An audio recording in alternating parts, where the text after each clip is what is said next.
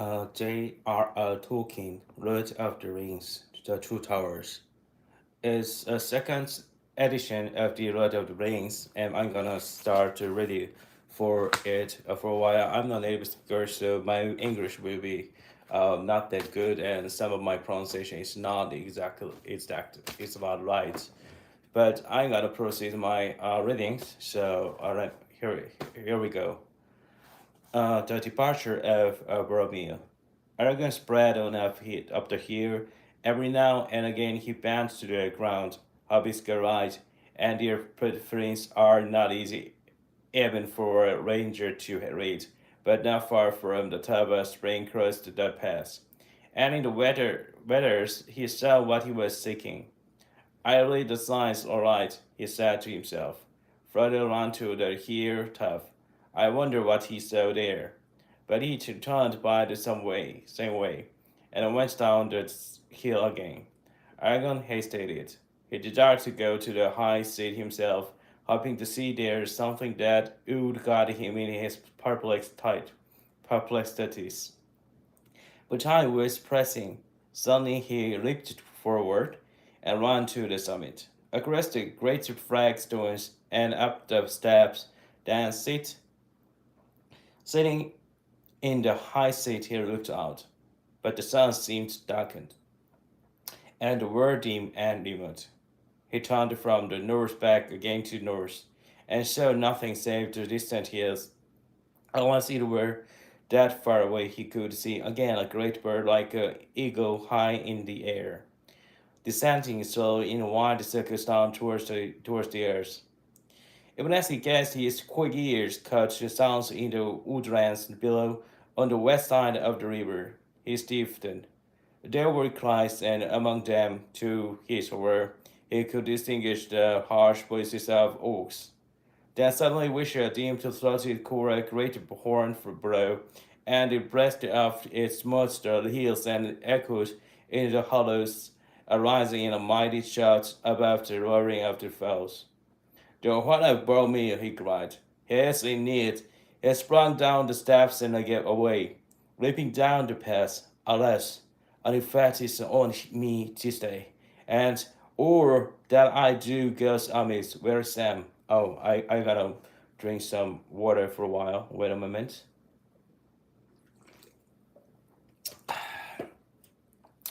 Actually, it's not water. It's kind of like my beverage. Anyway, let me start again. As you ran, the cries came louder but fainter now, and desperately the horn was blowing.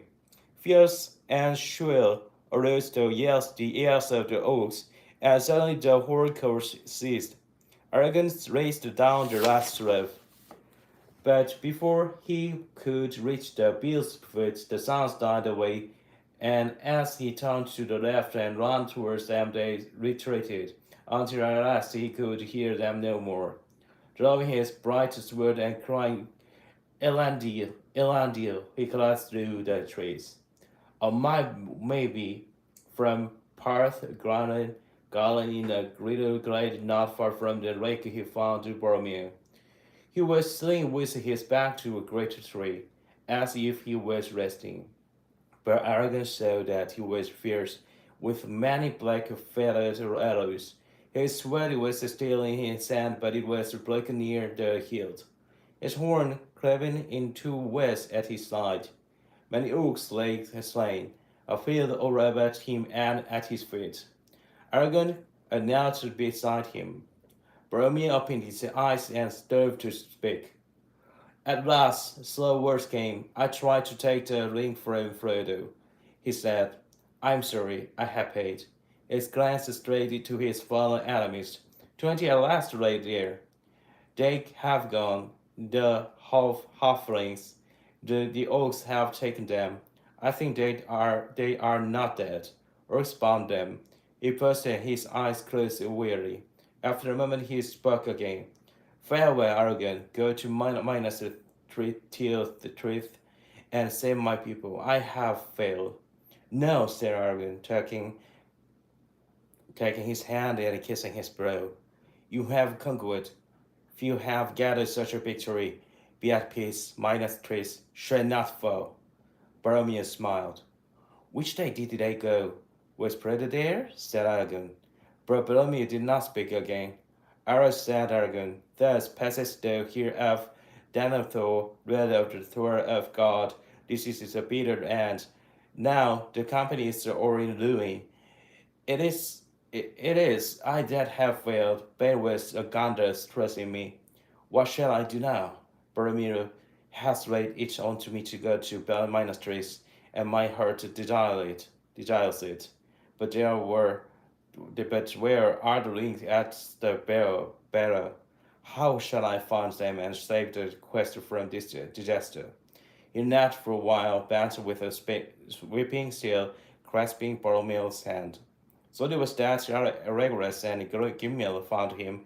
They came from the western slopes of the hill, silently creeping through the trees as if they were hunting.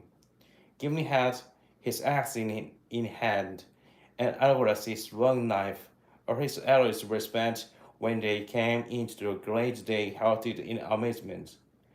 And then they stood a moment with their heads bowed in grief, for it seemed to them plain what had happened. Alas, said Aragorn, coming to Aragorn's side, we have hunted and slain many oaks in the woods, but we should have been of more use here. We came when we heard this horn, but too late. It seems I fear you have taken deadly hurt. Brom is dead, said Aragorn. I'm unscathed, for I was not here with him. He fell defending the hobbits. While I was way up in the hill. The hobbits cried Gimli. Where are they then? Where's Frodo? I do not know, answered Aragorn wearily. Before he died, Boromir for me told me that the orcs said about them. He did not think that they were dead. I sent him to follow Merry and Pippin, but I did not ask him if Frodo or Sam were with him. Not until it was too late. All that I have done today has gone amiss. What is to be done now? First, we must test the fallen, said Regulus. We cannot leave him lying like a carrion among these four oaks. But we must be swift, said Gimli. He would not wish us to linger. We must follow the oaks if there is hope that any of our company are living prisoners. But we do not know whether the ring or barrel is within them or not, said Aragorn. Are we to abandon him? Must we not seek him first? An evil choice is now before us. Then let us do first what we must do, said Regulus. We have not the time or the tools to bury or commemorate fatally, or to raise a mound over him, a cairn we might build. The labor would be hard and long. There are no stones that we could use nearer than the water sun, said Gimli. Then let us laid him in a boat with his weapons, and the weapons of his vanquished foes, said Aragorn. We will send him to first over Lorys and give him to Anduin. The river of Gondor will take care at rest that no evil creatures dishonors his bones. Quickly they researched the bodies of the oaks, gathering their swords and craven helms and shields into a heap. See, cried Aragorn, here we find tokens. He picked out from the pile of green weapons two knives, red-bladed, damasked in gold and red, and searching further he found Ursula's shoes, black set with small and red gems. No suitors, he said. They were burned by the hobbits. Doubtless the oaks despoiled them, but feared to keep the knives, knowing them for what they are, work of westernness. Armed but with spells for the band of Mordor. Well, now, if they survive, our friends are weaponless. I will take these things, hoping against hope, to give them back. And I, said Legolas, will take all the arrows that I can find, for my quiver is empty. He searched in pile ends on the ground about and finds not a few that were undamaged and lingering to the shaft than such arrows as the orcs were accustomed to use. He looked at them closely. And Aragorn looked on the slain, and he said, "He'll lie many that are not forgivable more, though some are from the Norse, from the mystery mountains. If I know anything of oaks and deer kinds, and here are others strange to me. Deer gear is not after the manner of oaks at all. There were four goblin soldiers of greater stature, sweaty slender-eyed, with thick legs and large hands. They were armed with short, broaded bladed swords, not with curved scimitars usual with orcs. And they had with of new in ranks and shaped like the voice of a man often the shears have. They bore a strange device. A small white hand in the center of a black field. On the front of their iron helms was set an rune, wrought of some white metal. I have not seen these tokens before, said Aragorn. What do they mean? S is for Sauron, said Gimli. That is easy to read. Nay, said Legolas. Sauron does not use the elf runes. Either does he use his light name, nor permit to each spell or spoken, said Aragorn. And he does not use white. The orcs in the service of Barad-dû use the sign of the red eye.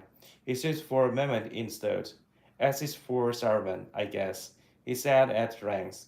There's evil foot in Isengard, and the west is no longer safe. It is as Gandalf feared.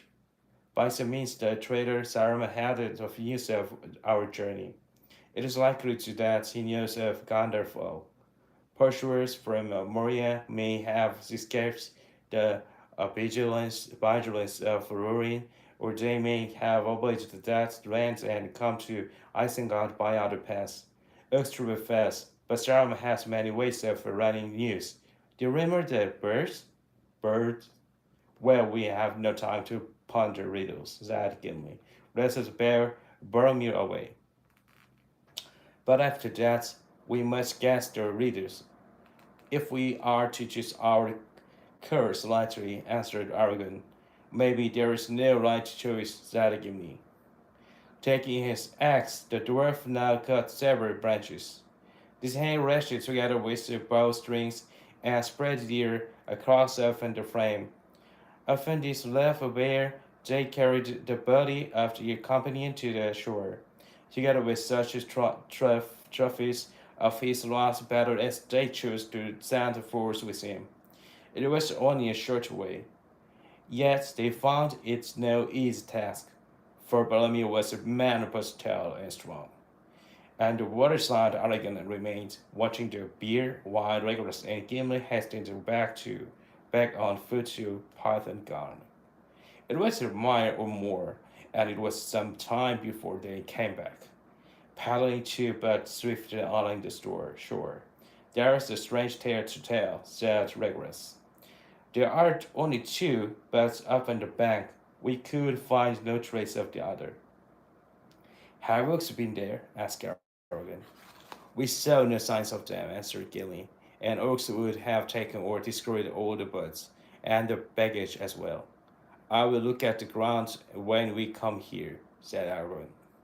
Now they arrayed Boromir in the middle of the birds that was to bear him away. The grey hood and 11 o'clock they folded and placed balance, he said. That they combed his long dark hair and arrayed it often his shoulders. The golden belt of Lúthien gleamed at his waist. His helm they sat beside him, and across his lap they laid the craven horn and the hilt and the shores of his sword. Beneath his feet they put the swords of his enemies. When fastening the throw to the stern of the other boat, they drove him out into the water. They rowed the sail along the shore, and turning to the swift running channel, they passed the green sweat of the path garden. The stiff sides of tall Brahmins were glowing. It was now mid-afternoon. As they went south, the fume of Lautrus rose and shimmered before them. A haze of gold, the rush and the thunder of the force shook the windless air. Sorrowfully, they cast loose the funeral, but there, Boromir lay, restful, peaceful, gliding up into the bosom of the flowing water. The stream took him while they held their own but back their paddles. He floated by them, and slowly his boat departed, winding to a dark spot against the golden light, and suddenly it vanished. Laris roared on unchanging. The river had taken Boromir, son of Benethor, and he was not seen again in Minas Tirith, standing as he used to stand up in the White Tower in the morning. But in Gondor, in after days, it wrong was said that the reliable but was the first and the foaming pool, and bore him down through Osgiliath, the fast, the many boughs of Anduin, out into the great sea at night under the stars. For a while, the three companies remained silent, gazing after him. Then Aragorn spoke. "They will look for him from the White Tower," he said, "but he will not return from mountain or from sea." Then slowly he began to sing. Through one over fen and field where the long grass grows, the west wind comes walking, and above the west it goes. What news from the west, oh, wandering wind, do you bring to me tonight? Have you seen Boromir the tell my moons, or by starlight? I saw him light over 7 streams, over wells and white and grey. I saw him working empty lands until he passed away. Into the shadows of the north I saw him then no more. The north wind may have heard the horn of the son of Denethor. Oh, Boromir, from the high west word I looked after afar, but you came not from the empty range where no men are. Then Rhaegar song. From the mouth of the sea, the south wind flies from the sand hills and the stones. The wailing of the gulls is bears and at the gated mouths. What news from the south? Okay, I will turn it off on today. The page was 418. I will keep reading on tomorrow from 490. Thank you for listening or watching for it.